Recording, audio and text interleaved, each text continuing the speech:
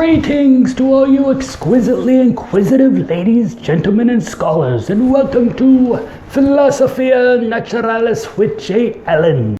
In this episode, we shall be going on a journey into the wondrous world of derivatives. However, the funny thing is that we've already seen derivatives. Remember when we threw a ball up into the air and it moved at a velocity of 40 feet per second? Well, let's look at it again, shall we? So we had the ball that was moving at 40 feet per second, and we wanted to know what its velocity would be at 2 seconds into its journey.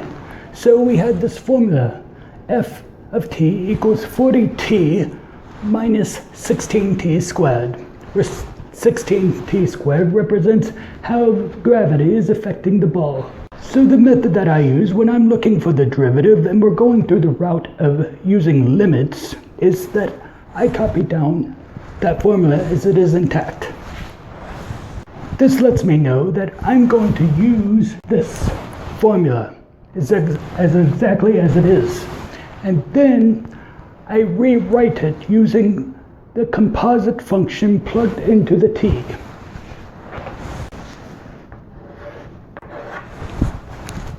You see, the composite function is t plus h. I plug the t plus h into that t. So this lets me know that I'm going to use both this formula and this formula in a brand new, much larger formula. So here is said larger formula, where we had the 40t plus h minus the 16t plus h squared. That's here. The 40t plus h minus the 16t plus h squared, and then minus the original formula, 40t minus 16t squared. And that's all over h. And so, as I've said before, the h is rapidly moving towards the zero like a steam-powered supersonic locomotive. You don't have those in this universe, do you? Anyway, it's moving really fast towards zero and never getting there, as I've said over and over and over again, hoping that you get the concept that it's going towards a zero, never getting there. So we're dividing by an extraordinarily small number, close to zero, but not zero. And yet it does get there. Weird, right? It's there, but it's not there. It's exactly what you need it to be at that particular moment. Right now, because we're dividing, we need it to not quite be zero, so it's not a zero. So like I said, we're taking the limit of this formula, so allow me to write that.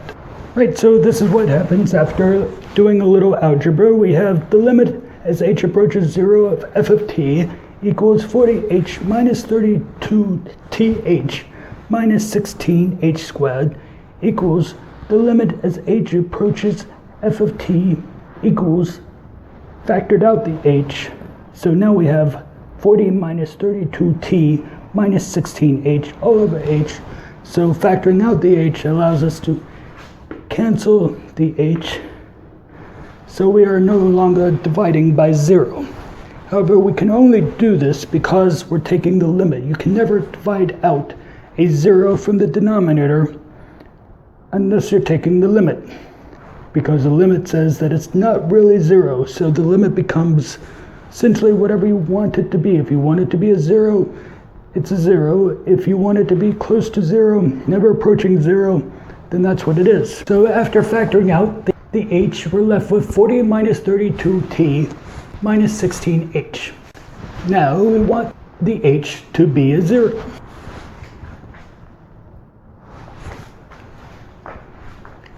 Right, so now we're left with 40 minus 32t minus 16h. Now we can plug the zero in. That means that the h is zero. Before, it was just approaching zero, so we could divide out the h. But now, it is zero. It's whatever you want it to be at that particular moment, because it is both things simultaneously. It's like there's like two parallel universes clashing it out, battling out. One universe has reality this way, and the other universe has reality this way, and they're battling it out. So we're choosing the universe where h is 0 now. So when h is 0, we get 40 minus 32t. Now we can plug 2 in because we wanted instantaneous velocity at 2 seconds. So we plug the 2 into the t and we get 40 minus 32 times t. And this will give us 40 minus 64. And then we have negative 24 feet per second, which is what we had last time, right? So negative 24 feet per second is the instantaneous velocity at 2 seconds. So here we have taken the derivative.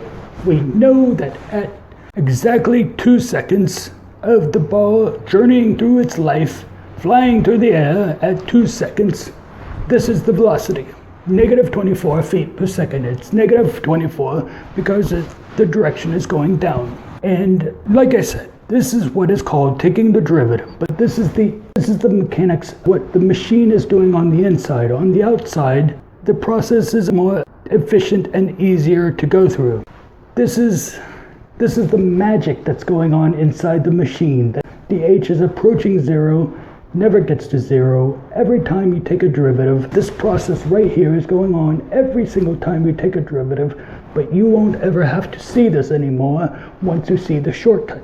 So never again do we have to see this, but it's nice to know. It's nice to know that this is the amazing process that's going on in our derivatives. Before we get into taking the derivative of this formula, I want to show you some rules of derivatives, and we won't be using all these rules for taking the derivative of this function, but it's useful to know these rules. So if you want to take the derivative of a constant, this 2 is a constant. If you want to take the derivative of a constant, then you would say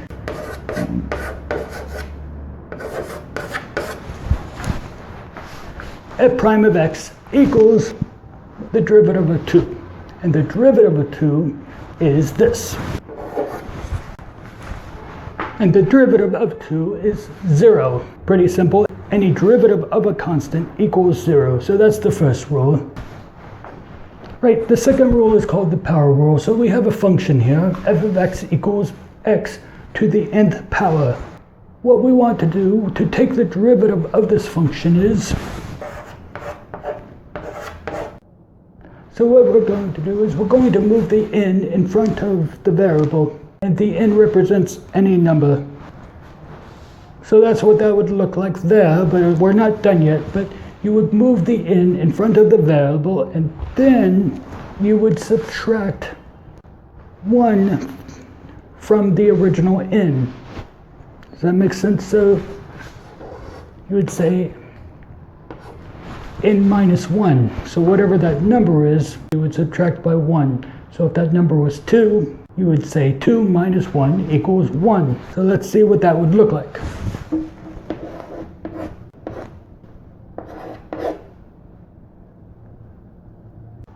F of x equals 2x to the 1th power, and any variable to the 1th power, or any number to the 1th power is just that number.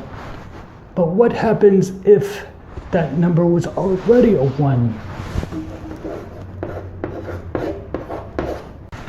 How would we take the derivative of x?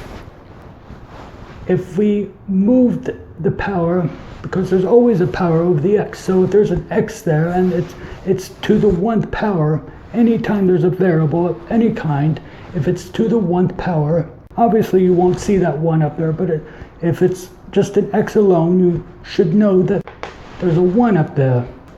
So that'll end up looking like this: 1 times x to the 1 minus 1 power, which equals 0.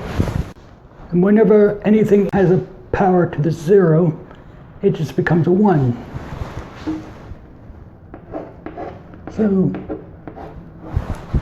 So 1 times 1 equals 1. A faster way of doing that is all in your head. Just know that anytime that you have a variable, and it's just a variable by itself, that variable will always equal 1. So the third rule is f of x equals 2x. What happens when you have an integer multiplied by a variable.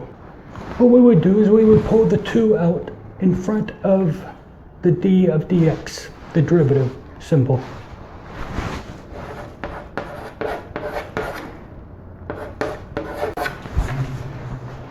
And then you have a variable on its own. And what happens when you have a variable on its own? We just learned that x has a power of 1, right? So you would pull the 1 out, and that power becomes 0, so that becomes simply 1. The variable becomes 1. So all you're left with after taking the derivative is 2, because the x becomes a 1. And that's all the rules that we need to look at for now. Before we look at this function, I want to put all of that together into one single function. So we want to take the derivative of this function. So once you have all those rules in your head, this will be really quick. All you have to do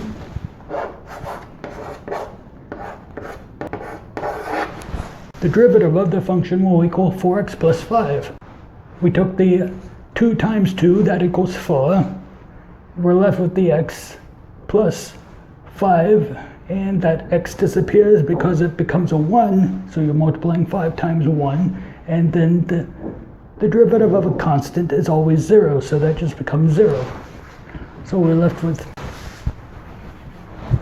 4x plus 5 is our derivative. And the derivative here, what it allows you to do is to find the slope of a curve at any point. So if you plug 2 into x, say that x was a t, and 2 was 2 seconds, then you would plug that in, and that would give you the slope of a curve at that particular point. And that's it. That's how you do the derivative.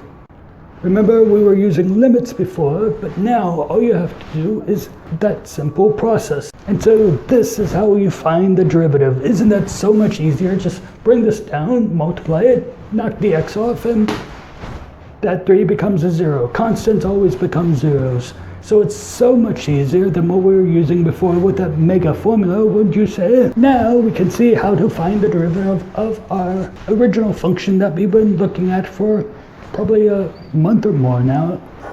Okay, we want to take the derivative, and I've knocked off some of the notation. With our 3 rules that we've learned, that t becomes a 1, so it's just 40 times 1 is just 40. And then the t comes down in front of the 2 comes down in front of the t and multiplies by 16, so that becomes 32. So we have 40 minus 32t. So if we want to know the velocity at a particular time, such as 2 seconds, we'd simply plug the 2 into the t.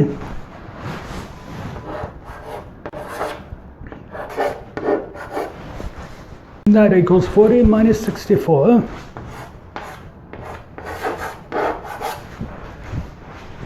And then we get negative 24, so it's negative 24 feet per second was what we were looking at from the very beginning.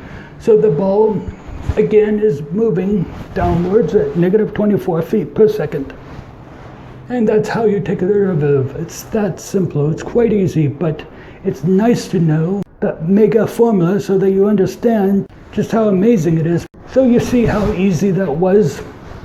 It's very simple.